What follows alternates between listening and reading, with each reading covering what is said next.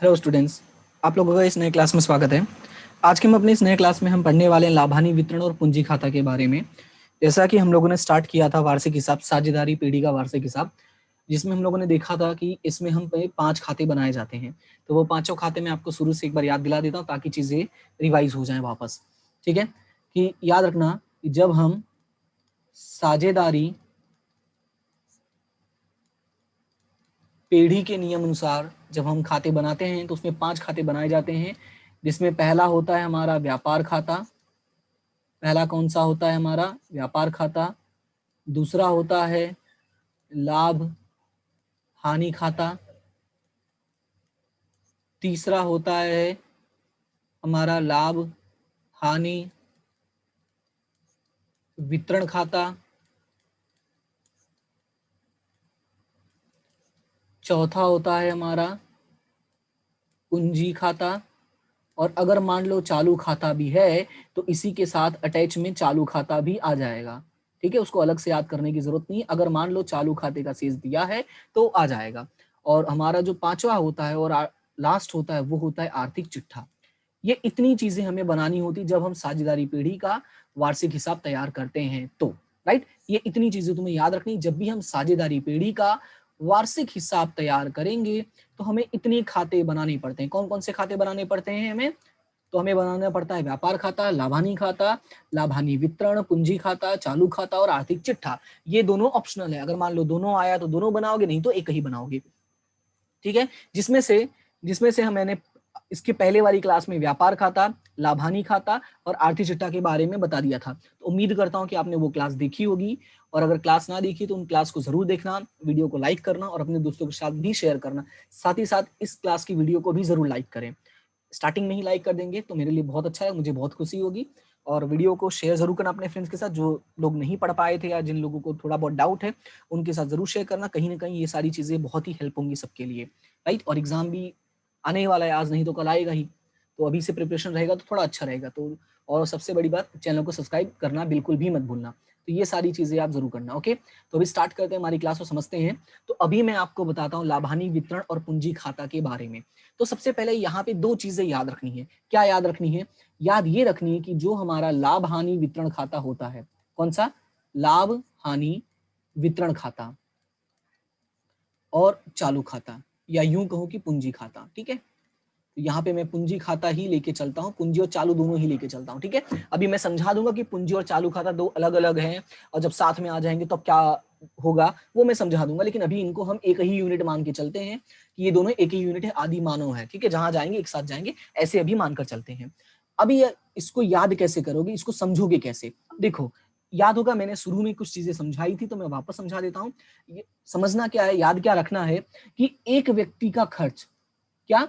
एक व्यक्ति का खर्च हमेशा दूसरे व्यक्ति का क्या होता है? आय होता है। और एक व्यक्ति का आय हमेशा दूसरे व्यक्ति का क्या होता है? खर्च होता है। ये बहुत ही सिंपल सा संबंध है कि अगर तुम खर्च करते हो वो किसी न किसी की आय बनेगी। राइट, और अगर तुम्हारी आय हो रही है तो कहीं ना कहीं वो किसी न किसी की क्या होगी? खर्च जरूर होगी। बात समझ में आया? तो ये दो चीजें याद रखनी है कि एक व्यक्ति का खर्च दूसरे का आय होता है और एक का आय दूसरे का खर्च होता है। ये मैं क्यों कह रहा हूं ऐसा याद रखने के लिए, अभी मैं समझा दूंगा तो क्लियर समझ में आ जाएगा। दूसरी चीज कि जो खर्च होता है, ठीक है, दूसरी चीज कि जो खर्च होता है वो हमेशा क्या होता है? उधार या जमा, वो याद रखना है। तो खर्च हमेशा क्या होता है? उधार होता है। ये अपने दिमाग में रखना है कि खर्च हमेशा क्या होता है? उधार होता है। दूसरा चीज ये याद रखना है कि जो आय होता है वो हमेशा क्या होता है? जमा होता है। ठीक है, वो चाहे जिसके लिए हो, आय हमेशा ही क्या होगा? जमा होगा। चाहे मेरे लिए हो या तुम्हारे लिए हो, खर्च मेरे लिए हो या तुम्हारे लिए, हमेशा ही क्या होगा? वो उधार होगा। तो ये चीजें तुम्हें याद रखनी, खर्च हमेशा क्या होता है? उधार होता है और आय हमेशा क्या होता है? जमा होता है। ठीक है, तो अभी यहाँ पे ध्यान से समझो कि ये जो लाभानी वितरण है, अभी इसको समझोगे कैसे कि अगर मान लो ये जो लाभानी वितरण और हम पूंजी खाता बनाते हैं, ये किसके बीच का संबंध बताता है? तो जो लाभानी वितरण खाता और पूंजी खाता है, बेसिकली ये साझेदारी पीढ़ी, ठीक है, जो लाभानी वितरण खाता है ये हमारा होता है साझेदारी पीढ़ी के लिए। किसके लिए होता है? साझेदारी पीढ़ी के लिए। और जो हमारा पूंजी और चालू खाता होता है ये होता है साझेदार के लिए। ध्यान से समझना, ठीक है, क्या? कि जो लाभानी वितरण खाता है वो किसके लिए होता है, साझेदारी पेढ़ी के लिए होता है, और जो साझेदार खाता है यानी कि जो पूंजी और चालू खाता होता है ये साझेदार के लिए होता है। मतलब अगर मैं यूं कहूं कि लाभानी वितरण और पूंजी खाता ये बेसिकली इन दोनों के बीच के ही व्यवहार है।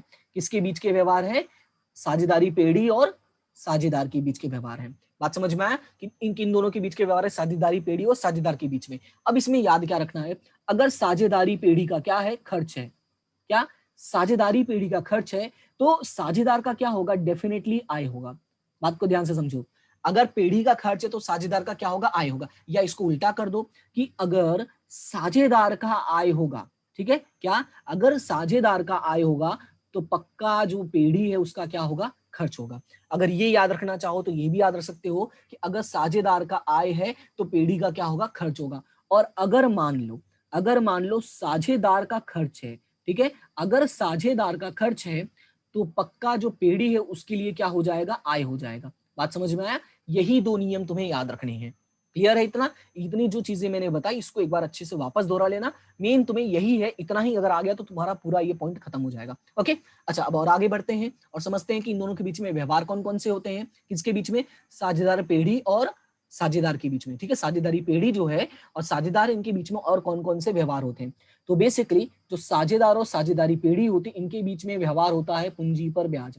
क्या क्या व्यवहार होता है, पूंजी पर ब्याज, आहरण पर ब्याज, ठीक है, और मान लो कोई साझेदारों को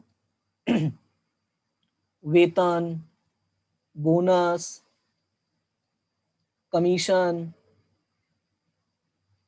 या पारिश्रमिक, अगर ऐसा कुछ मिलता है तो ये भी व्यवहार होता है। बात को ध्यान से समझना, पूंजी पर ब्याज, आहरण पर ब्याज, वेतन, बोनस, कमीशन, पारिश्रमिक, और अगर मान लो कोई अन्य चीज मिल रहा है, ठीक है, कोई अन्य में तो और कुछ होगा नहीं, चलो इतना ही फिलहाल रखते हैं। पूंजी पर ब्याज, आहरण पर ब्याज, वेतन, बोनस, कमीशन, अगर ये चीजें मिलती हैं, किसको मिलती हैं, साझेदार को, तो डेफिनेटली उनको दे कौन रहा होगा, पेढ़ी दे रहा होगा। और पेढ़ी को अगर मिल रहा है तो कौन दे रहा होगा, साझेदार दे रहा होगा। बात समझ में आया, तो बस यही याद रखो कि इनके बीच में कितने व्यवहार होते हैं, इतने प्रकार के व्यवहार होते हैं, किसके किसके बीच में, साझेदार और पेढ़ी के बीच में। अब इसमें अब एंट्रीज कैसे याद रखोगे, देखो एंट्रीज याद करने का जो तरीका है वो ये है कि एक एक नाम पढ़ो। सबसे पहला नाम क्या है, पूंजी पर ब्याज। तो पूंजी पर जब ब्याज तुम पढ़ते हो तो यहाँ पे तुम्हारे पास दो ऑप्शन है, एक है लाभानी वितरण का और एक है पूंजी खाता का। तो तुम हमेशा याद रखना, तुम हमेशा पहले साझेदार की नजर से सोचोगे। किसकी नजर से सोचोगे, साझेदार की नजर से, क्योंकि जब तुम साझेदार की नजर से सोचोगे तो तुम्हारे लिए थोड़ा आसान हो जाएगा। याद रखना, पहले हमेशा किसकी नजर से सोचोगे, साझेदार की नजर से, उसके बाद तुम सोचोगे पेढ़ी की नजर से। क्लियर है, ये चीज अपने दिमाग में बैठा लेना कि पहले किसकी नजर से सोचोगे, साझेदार की नजर से, उसके बाद पेढ़ी की नजर से। तो बात करते हैं पूंजी पर ब्याज। तो जो पूंजी पर ब्याज है वो साझेदार के लिए क्या है, तो ऐसे सोचो कि जो अगर मान लो तुमने व्यवसाय में पूंजी लगाई है तो तुम्हें ब्याज मिलेगा या तुमको ब्याज चुकाना पड़ेगा, ऐसे सोचो। तो डेफिनेटली तुम्हें ब्याज मिलेगा, और जब ब्याज तुम्हें मिलेगा तो तुम्हारे लिए आय है या खर्च है। तो अगर ब्याज तुम्हें मिल रहा है तो तुम्हारे लिए वो क्या हो जाएगा, वो तुम्हारे लिए हो जाएगा आय। ठीक है, अगर तुम्हारे लिए आय हो जाएगा तो यहाँ पर क्या लिखोगे कि साझेदार के लिए क्या है, आय है।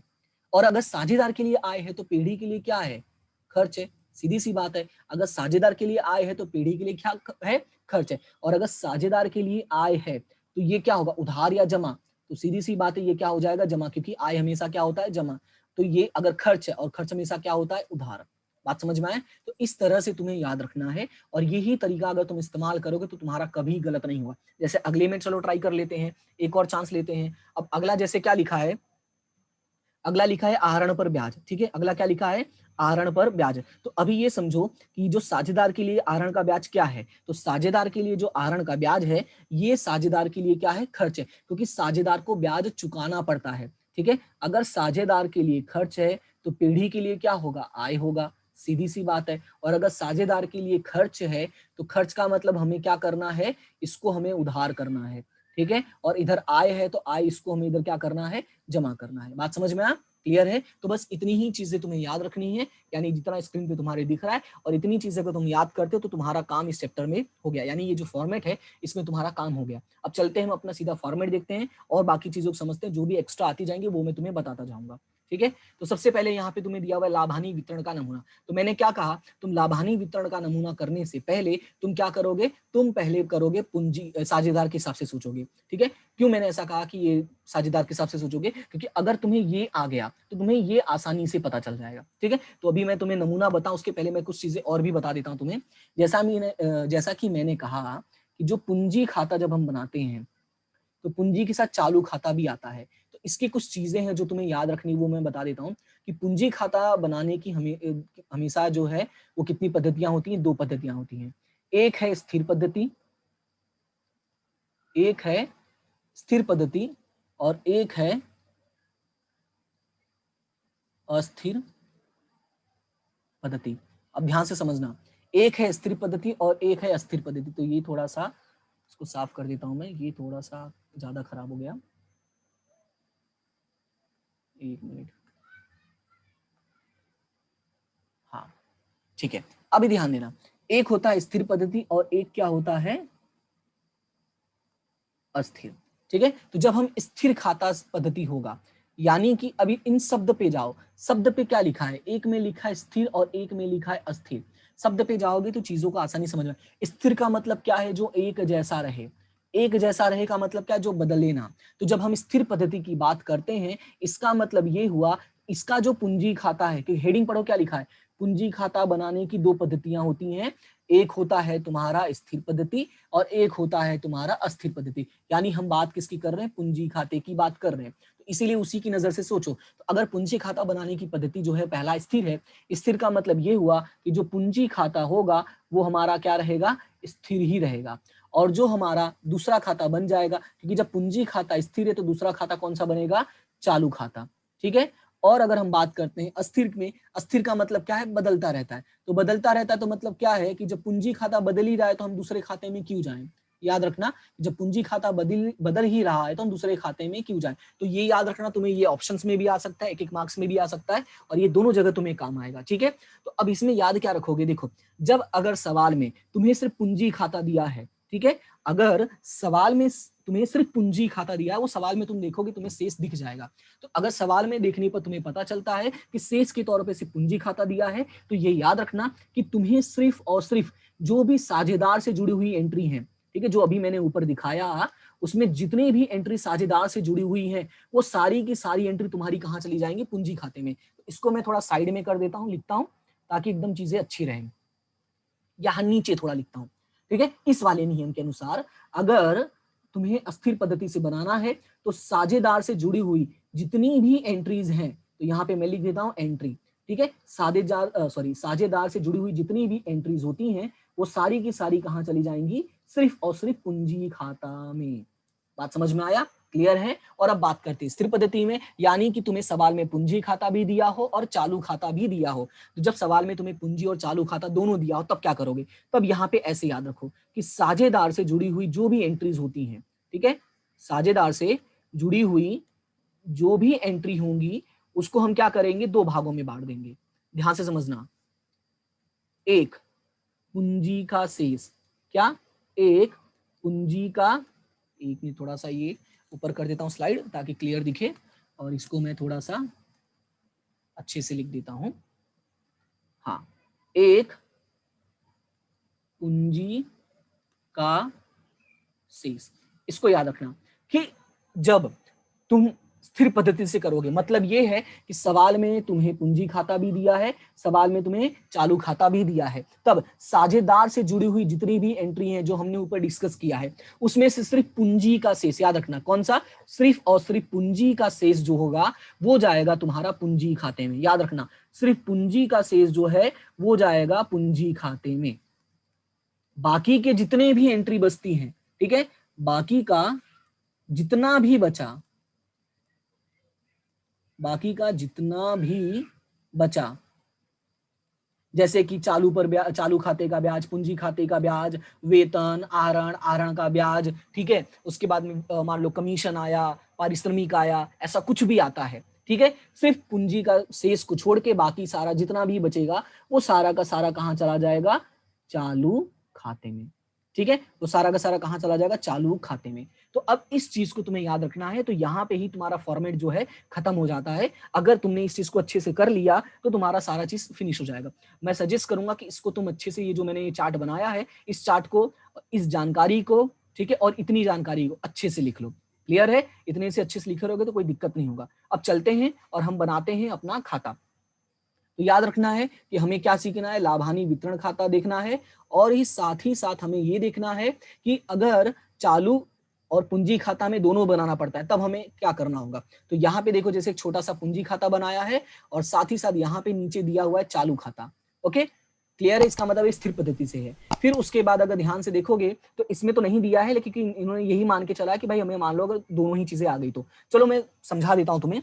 जैसा मैंने कहा वही याद रखना है। क्या याद रखना है कि अगर इस पद्धति से है, कौन सी पद्धति से, अस्थिर पद्धति से है। अगर अस्थिर पद्धति से, इसका मतलब ये साझेदार से जुड़ी हुई जितनी भी एंट्रीज हैं वो सारी की सारी तुम्हारी कहाँ चली जाएंगी, पूंजी खाता में चली जाएंगी। याद रखना, सारी की सारी एंट्री कहाँ चली जाएंगी, पूंजी खाता में। इसका मतलब ये हुआ कि अगर तुम स्थिर पद्धति से बनाते हो तो स्थिर पद्धति में क्या याद रखना है कि जो एंट्री होगी पूंजी का शेष वाला, ठीक है, कौन सा, पूंजी का शेष वाला, वो जाएगा पूंजी खाते में, और बाकी जितनी एंट्री बचती हैं वो सारी की सारी कहाँ जाएंगी, चालू खाता में। तो यहाँ पे सवाल में हम चलते हैं, मतलब ये हमारा जो फॉर्मेट है, और इसको देखते हैं और समझते हैं। जैसे कि मान लो यहाँ पे तुम्हें छोटा सा पूंजी खाता देखो बनाया है, तो पूंजी खाता में देखो क्या क्या आया है। जब पूंजी खाता हम बनाएंगे तो देखो क्या क्या आएगा इसमें। सबसे पहले देखो मैंने क्या कहा था, शेष आगे लाए, तो देख रहे हो क्या लिखा हुआ है, शेष आगे लाए। क्या लिखा है, पहला एंट्री शेष आगे लाए, और यहाँ पे लिखा हुआ है शेष आगे ले गए। सीधी सी बात है, खाता बंद करोगे तो ये तो आएगा ही, मतलब ये दो एंट्री हो जाएगी, शेष आगे लाए और शेष आगे ले गए। अब अगर बीच में तुम्हें दिखाई दे रहा होगा तो लिखा हुआ है रोकड़, बैंक और अन्य। यहाँ पे भी लिखा हुआ है रोकड़, बैंक और अन्य। ये क्यों लिखा हुआ है, अगर मान लो गलती से कभी सवाल में ऐसा दे देता है कि भाई अतिरिक्त पूंजी व्यवसाय में लाया, क्या लिखा हुआ है, अतिरिक्त पूंजी व्यवसाय में लाया, या सवाल में कभी दे दे कि अतिरिक्त पूंजी व्यवसाय से निकाला, तो भाई ये दोनों जो एंट्री है, ये एंट्री है तो जुड़ी हुई किससे, पूंजी से ही ना, किससे जुड़ी हुई है, पूंजी खाते से ही। और इसी वजह से इनका भी तुम्हें याद रखना है कि भाई अगर सवाल में आ जाता है कि अतिरिक्त पूंजी लाया या ले गया, लाया तो पूंजी के जमा में और ले गया तो पूंजी के उधार में। बात समझ में आया, तो बस इतनी ही एंट्री तुम्हें पूंजी खाता में करनी पड़ेगी। कौन से नियम के अनुसार, जब तुम बनाओगे स्थिर पद्धति। ठीक है, क्लियर है। अब चलो चलते हैं, हम चालू खाता देखते हैं। तो देखो, अगर चालू खाता देखोगे तो सबसे पहले जो समझना है तुम्हें, सबसे पहले क्या समझना है, एक मिनट, ये स्लाइड, हाँ अभी आ गया। तो सबसे पहले तुम्हें क्या समझना है कि भाई शेष आगे लाए लिखना होगा। क्या लिखना होगा, शेष आगे लाए। और इसमें कहीं ना कहीं ये भी होगा कि शेष आगे ले गए, तो इसको अभी मैं इग्नोर करता हूं, पहले हम समझाते हैं शेष आगे लाए को। अब एक चीज याद रखना है, याद क्या रखना है वो यहां पे मैं तुम्हें लिख देता हूं कि जो चालू खाता होता है, याद रखना, जो चालू खाता होता है इसका जो शेष होता है, ठीक है, चालू खाते का जो शेष होता है वो उधार भी हो सकता है और जमा भी हो सकता है। ये याद रखना, उधार भी हो सकता है और जमा भी हो सकता है। तो वो मैं लिखा नहीं, वो किताब वाला ही मैंने सर्कल बना दिया है, आई मीन चौरस बना दिया। ठीक है, याद रखना है कि जो चालू खाता होता है, चालू खाता नहीं, चालू खाता, ठीक है, जो चालू खाता होता है इसका शेष जो है उधार भी हो सकता है और जमा भी हो सकता है। क्लियर है। लेकिन जो पूंजी खाता यहां पर होगा इसका शेष सिर्फ और सिर्फ क्या होगा, जमा होगा। ये छोटी सी चीज है जो तुम्हें याद रखनी है। अच्छा, और बाकी क्या याद रखना है उसके लिए हम आगे बढ़ते हैं। तो मैंने क्या कहा, सबसे पहले तुम पूंजी का शेष लिख दोगे पूंजी खाता में। फिर मैंने कहा बाकी की जितनी एंट्री बची, तो बाकी का क्या बचा, पूंजी का ब्याज बचा सबसे पहले तो। ठीक है, फिर मैंने क्या बोला था, मैंने बताया था कि वेतन, बोनस, कमीशन या पारिश्रमिक ऐसा कुछ भी होगा। तो देखो आ गया कि नहीं, पूंजी के जमा में। और यहाँ मैंने बताया था क्योंकि ये साझेदारों के लिए क्या है, आय है, और आय हमेशा क्या होता है, जमा होता है। यहाँ पे देखो मैंने लिखा है आय हमेशा क्या होता है, जमा। तो इस तरह से तुम्हें याद रखना है कि भाई साझेदार को अगर कोई चीज मिला तो वो पूंजी के कहाँ जाएगा, जमा में जाएगा, और अगर चालू खाता बनाए तो चालू खाता के जमा में जाएगा। बस इतना याद रखना है। उसके बाद अगला, आहरण हमेशा क्या होता है, उधार। तो आहरण खाता देखो उधार में लिखा है तो आहरण का ब्याज भी लिखा हुआ है। ठीक है, क्लियर है इतना। अब देखो जैसे यहाँ पे चालू खाते का शेष आगे लाए जमा साइड में लिखा है, तो इसका जो ब्याज है, ठीक है, इसका जो ब्याज देखोगे वो भी देखो जमा मिलेगा, चालू खाते की जमा बाकी पर ब्याज। मतलब ये हुआ कि जहां शेष होगा वहीं उसका क्या होगा, ब्याज होगा। जैसे यहाँ पे देखो शेष आगे लाए लिखा है तो इसका ब्याज देखोगे इसी के नीचे लिखा चालू खाते की उधार बाकी पर ब्याज। ठीक है, जहां शेष होगा वहीं उसका ब्याज आएगा। क्लियर है, ये याद रखना है, जहां शेष होगा वहीं पर ब्याज आएगा। उसके बाद अभी ध्यान से समझो, इतना एंट्री क्लियर हो गया, जितनी एंट्री मैंने टिक की है बस इतना ही एंट्री अभी दिमाग में रखना है। कौन कौन सा देखो, 1 2 3 4, इधर कौन सा 1 2 3 और 4। क्लियर है। अभी मैंने क्या कहा कि दूसरी एंट्री जो होती है वो होती है लाभानी वितरण में। दूसरी एंट्री कहां होती है, लाभानी वितरण में। तो मैंने कैसे बोला याद रखने के लिए कि जो इनका लाभ होगा वो उनका क्या होगा, खर्च होगा, जो इनका खर्च होगा वो उनका क्या होगा, लाभ होगा। ठीक है, तो हमें बस इतना याद रखना, हमें क्या करना है, क्रॉस एंट्री करना है, क्योंकि इनका खर्च उनका लाभ मतलब जमा हो जाएगा, और इनका लाभ और उनका क्या हो जाएगा, खर्च, मतलब इसका भी क्रॉस एंट्री करना है। तो यहाँ पे देखो, यहाँ पे जो जो जमा हुआ है, जो जो जमा हुआ है उठा के लेके चलो, और अगर देखोगे तो इसके उधार में लिख दिया है, और वहां जो जो उधार हुआ इसके जमा में। जैसे देखो, साझेदारों की पूंजी पर ब्याज, वहां देखो जमा हुआ तो यहाँ पे क्या कर दिया, उधार कर दिया है ना। इसीलिए मैंने कहा था कि तुम पूंजी खाता पहले बनाओगे, और जब पूंजी खाता तुम्हारा बन जाएगा, मतलब पूंजी खाता में एंट्री पहले करोगे, और जैसे ही पूंजी खाता में एंट्री कर दोगे तो तुम्हारे लिए यहाँ पर एंट्री करना आसान हो जाएगा। अभी जैसे देखो यहाँ पे वेतन, बोनस, कमीशन और पारिश्रमिक, वहां पे देखो जमा था, यहाँ पे क्या हो गया, उधार हो गया। साथ ही साथ ये देखो जमा बाकी का ब्याज वहां पे जमा में था, तो यहाँ पे देखो उधार में आ गया। ठीक है, अभी मैं वही एंट्री बता रहा हूँ जो हमने वहां से कॉपी की है। ओके, चलो एक साइड का तो हो गया, चलो दूसरे साइड पे चलते हैं। तो यहाँ पे देखो आहरण का ब्याज, पूंजी में देखो, पूंजी या चालू खाते में हमने क्या किया, उधार किया, तो यहाँ पे देखो क्या हो गया, जमा हो गया। अब वहां पे देखो चालू खाते की बाकी हमने उधार किया था, तो यहाँ पे देखो जमा हो गया। क्लियर है, इतनी एंट्री समझ में आ गई। ठीक है, अब उसके बाद, इसके बाद कभी कभी सवाल में आ जाता है, बोल देता सामान्य अनामत रखो।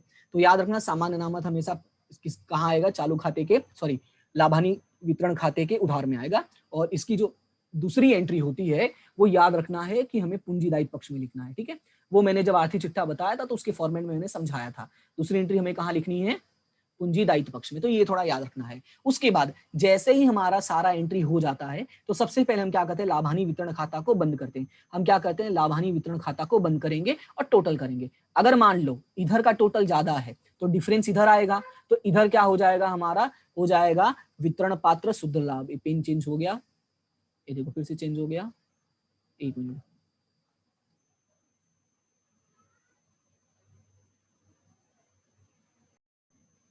इलेक्ट्रॉनिक है, कभी कभी हैंग हो जाता है। ठीक है, उसका कोई प्रॉब्लम नहीं है, हम उसमें कुछ कर भी नहीं सकते ज्यादा, हम अपना पढ़ाई फोकस करते हैं। देखो, अगर तुम कैसे करोगे, मैंने जैसा बताया, हमेशा एक साइड का टोटल करो, उसको पेंसिल से साइड में ऐसे लिख लो, जैसे इधर 1000 रुपए, फिर दूसरे साइड का टोटल करो, उसको साइड में से पेंसिल से लिख लो। मान लो इधर 800 रुपए है, तो डिफरेंस किधर आएगा, इसी साइड आएगा, तो यहाँ पे ऐसे 200 रुपए लिख दो। बाद में जो तुम्हारा दिया होगा उस अनुपात में बांट देना। जैसे यहाँ पे मान लो अगर 2:1 दिया है तो 200 रुपए को 2:1 में बांटोगे, या 1:1 दिया है तो 1:1 में बांट दोगे। और हेडिंग क्या लिखोगे, हेडिंग लिखोगे वितरण पात्र शुद्ध लाभ। हेडिंग क्या लिखोगे, वितरण पात्र शुद्ध लाभ। अगर वही मान लो कि इधर का टोटल ज्यादा है और इधर का कम है, ठीक है, इधर का टोटल ज्यादा है और इधर का कम है, तो जो डिफरेंस होगा वो इधर आएगा। तो जब डिफरेंस इधर आएगा, ठीक है, तो उसको क्या लिखोगे, वितरण पात्र शुद्ध हानि। क्या लिखोगे, वितरण पात्र शुद्ध हानि। क्लियर है, इतना बस इतना ही याद रखना है तुम्हें, और बाकी वही अनुपात में बांट देना है। जो अनुपात दिया होगा लाभ हानि का उसी अनुपात में बांट देना। और अगर मान लो लाभ हानि का अनुपात ना दिया हो तो कौन से अनुपात में बांटेंगे, इसको तुम कमेंट में बताओगे मुझे। अगर मान लो कि सवाल में लाभ हानि का अनुपात ना दिया हो तो कौन से अनुपात में बांटते हैं वो तुम मुझे बताओगे, और फिर मैं आंसर तुम्हें दूंगा उसमें। ठीक है, उम्मीद करता हूं कि सबको पता होगा। उसके बाद अब ये खाता हमारा बंद हो गया। देखो, मैंने पहले क्या किया कि लाभानी वितरण खाता बंद किया, क्योंकि देखो सीरीज देखो, यहाँ पे जो सीरीज में मैंने बताया है, पहले मैंने क्या बताया, लाभानी वितरण खाता, फिर मैंने बोला पूंजी खाता। तो वो याद रखना है कि पहले भाई लाभानी खाता बंद करोगे, फिर लाभानी खाता बंद करने के बाद जो लाभ आएगा तो उसका ऐसे क्रॉस में लेकर जाना, यानी कि पूंजी के जमा में, और इधर आया तो इधर क्रॉस में लेके जाना है। एक चीज याद रखना, अगर पूंजी और चालू दोनों बनता है, ठीक है, अगर पूंजी और चालू दोनों बनता है तो ये जो शेष आएगा वो चालू में लिखना है, और अकेला अगर पूंजी बनेगा तो पूंजी में लिखना। बस इतना ये तुम्हें याद रखना है। तो यहाँ पे देखो, ये देखो यहाँ पे लिखा है वितरण पात्र लाभ। देखो क्या लिखा है, वितरण पात्र लाभ खाते। और अगर हानि आता तो हानि हम कहाँ लिखते, उधार में लिखते। फिर सेम वही करो, इसका टोटल करो और वही डिफरेंस निकालो। अगर इधर का टोटल ज्यादा है तो डिफरेंस इधर आएगा, और इधर का टोटल कम है तो डिफरेंस इधर आएगा। जहां का टोटल ज्यादा होगा उसके बाजू वाले में डिफरेंस आएगा। ये तुम्हें याद रखना है। क्लियर इतना? तो ये है तुम्हारा पूंजी, चालू खाता और लाभ हानि वितरण का फॉर्मेट। क्लियर है? अब इसमें मैं कुछ चीजें और बता देता हूं जिससे तुम्हारी जो डाउट होंगे वो क्लियर हो जाए। देखो, और भी कोई समस्या होगी तो तुम बता देना, मैं वापस एक्सप्लेन कर दूंगा, यानी अगर पॉसिबल होगा तो मैं और भी एक क्लास बना के इसमें और भी सम्स के साथ भी बता दूंगा। ठीक है, क्लियर है इतना? तो अभी यहाँ पे याद क्या रखना है तुम्हें, यहाँ पे याद ये रखना है, तो ये थोड़ा ऊपर चलते हैं, ये जो यहाँ पे लिखा पढ़ी किया इसी के साथ करता हूँ, लिखा पढ़ी वाले में ही मैं समझाता हूँ। जैसे कि तुम लोगों ने देखा जो फॉर्मेट मैंने बताया था, वो फॉर्मेट तुम्हारा दिया हुआ है इस पद्धति के अनुसार, कौन सी, स्थिर पद्धति के अनुसार, मतलब इसमें हमें पूंजी खाता भी दिया था और हमें चालू खाता भी दिया था। ठीक है, तो हमने फटाफट एंट्री कर दिया। अगर मान लो कि अगर इस पद्धति के अनुसार होता, मतलब कि कौन सी पद्धति के अनुसार, सिर्फ पूंजी खाता, तो याद रखना सिर्फ पूंजी खाता होता तो ये जितनी एंट्री हमने की, ठीक है, ये जितनी भी एंट्री हमने की, ये सारी की सारी एंट्री सिर्फ कहां चली जाती, सिर्फ और सिर्फ पूंजी खाते में। बस इतना याद रखना है। जैसे जो यहाँ पे हमने पूंजी खाते जमा किया वही पूंजी जमा होगा, जो हमने ब्याज इसके जमा में किया वो इसके ही जमा में होता, तो ये तुम्हें याद रखना है। क्लियर है? बाकी तुम एग्जाम्पल्स देखोगे तो और भी समझ में आ जाएगा। हाँ, और भी कुछ चीजें जो मैं बताने वाला था ये फॉर्मेट से रिलेटेड। ठीक है, तो उम्मीद करता हूँ ये तुम लिख लिए होगे, क्योंकि मैं अभी मिटा देता हूँ, और नहीं लिखा हो तो स्टॉप करके इसको लिख लेना। और मैं यहाँ पे कुछ चीजें मैं लिखने वाला हूँ, इसलिए इसको मैं मिटा रहा हूँ। देखो यहाँ पे मैंने जो चीजें लिखी हैं, अब तुम, ये तुम्हारे लिए बहुत ही काम आएगा। देखो याद क्या करोगे कि व्यापार खाता में कौन सी एंट्री होती है, तो याद रखना है कि व्यापार खाता में खरीदी, ठीक है, बिक्री, प्रारंभिक और अंतिम स्टॉक से रिलेटेड। ठीक है, ये दोनों साथ में याद रखना, प्रारंभिक और अंतिम स्टॉक से रिलेटेड। साथ ही साथ याद रखना है कि जो खरीदी से संबंधित खर्च होंगे, किससे, खरीदी से संबंधित खर्च। अब खरीदी से संबंधित खर्च में क्या आता है वो मैंने फॉर्मेट में तुम्हें बता दिया है, ये मैंने सिर्फ इसलिए लिखा ताकि शॉर्ट में तुम्हें याद रहे कि खरीदी से संबंधित खर्च, तो इसको ऐसे ही लिख लेना। दूसरा चीज, लाभानी खाता। लाभानी खाता में क्या आएगा, तो लाभानी खाता में व्यवसाय की, लाभानी खाता में व्यवसाय की या व्यवसाय के सभी खर्चे, व्यवसाय की सभी खर्च। ठीक है, एक चीज याद रखना, साझेदारों से जुड़े हुए छोड़ के, ठीक है, साझेदार से जुड़ा हुआ छोड़कर, ये छोटा सा है, याद रखना है, क्योंकि उसके लिए हमने दूसरा खाता बनाया है, और वो कौन सा खाता है, लाभानी वितरण खाता। अब इसमें इन दोनों को साथ में याद रखोगे। क्या याद रखोगे कि ये जो है पूंजी खाता और हमारा लाभानी वितरण खाता है, चालू खाता, ये हमारा किस लिए बनता है, साझेदार और पेढ़ी के बीच के व्यवहारों के लिए बनता है। ठीक है, साझेदार और पेढ़ी के बीच के व्यवहारों के लिए। अब इसमें याद क्या रखोगे कि अगर मान लो तो साझेदारी में, ठीक है, साझेदार और पेढ़ी, हाँ ये भी सही है, ये भी सही है। ठीक है, तो साझेदार का अगर कोई खर्च होगा तो पेढ़ी के लिए क्या होगा, आय होगा। साझेदार का खर्च का मतलब अगर इधर उधार होगा तो इधर क्या होगा, जमा होगा, और अगर इधर जमा होगा मतलब आय होगा तो इधर क्या हो जाएगा, उधार हो जाएगा, उधार। ठीक है, क्लियर है, मतलब इधर क्या होगा, इधर खर्च होगा। तो ये चीजें तुम्हें याद रखनी है इन दोनों से जुड़े हुए। फिर बात करते हैं हमारा आर्थिक चिट्ठा से जुड़ा हुआ। तो आर्थिक चिट्ठा से जुड़ा हुआ ये खास है, इसके लिए इसको मैं नीचे लिखता हूँ। आर्थिक चिट्ठा में तुम्हें पता है जगह ही नहीं बची, वाह वाह, तो कोई बात नहीं, मैं इतने में खत्म कर दूंगा। इसमें याद रखना है कि पूंजी दायित्व होता है और यहाँ पे क्या होता है, हमारा संपत्ति होता है। तो संपत्ति में जो हमारा है, क्या, जो हमारा है।